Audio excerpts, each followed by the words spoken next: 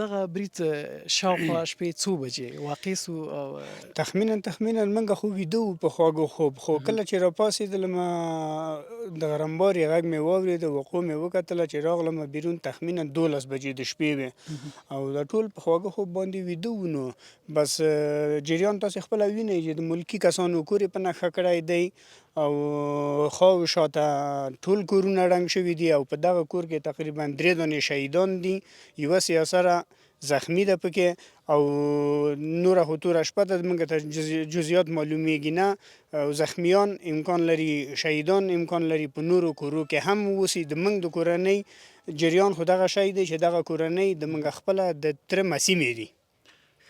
دغه کورنۍ شاوخوا نور څومره زخمیان به لرو؟ تاسو وکتل چې امنیتي ځواکونه دلته راغلل، هغوی شفاخانو ته انتقال کړل، تقریبي څومره کسان به زخمیان شوي؟ تقریبا داسې به ووایو چې دلته په هر کور کې غړي یې 15 شپږ 10 8 غړي دي، نو شیشې ماتې دي، دیوالونه ړنګ شوي، چتونه ناست دي، نو خامخا چې د زخمیانو تعداد به هم زیات وي، احتمالا د 20 نه خو به پورته وي، د 30 نه خو به پورته وي.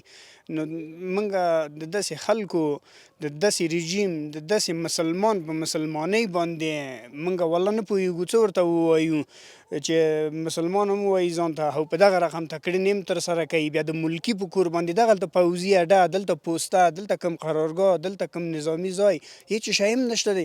په دې په کوم اهدافو باندې دوی دعوه کوي بیا چې مثلا موږ پلانکی ځای وویشته، بیستانکی ځای مو وویشته، دا خو ټول مسلمانان غریبانان کارګر دي، سهار ځي بېګا راځي، دا خو ملکي کور دی، ملکي سیمه ده، تا کوم نظامي اډه بمبار کړې ده؟ کوم ځای؟ تا خو ټول غریبانان دې واخیستل، تباه و برباد دې کړل، ملکي خلک دې تباه و برباد کړل. د کومې مسلمانۍ دعوه کوې ته بیا موږ په مخ کې او د میډیا او د غونډې نړۍ د اسلام په مخ کې بیا ته ووایې چې زه اسلام یم؟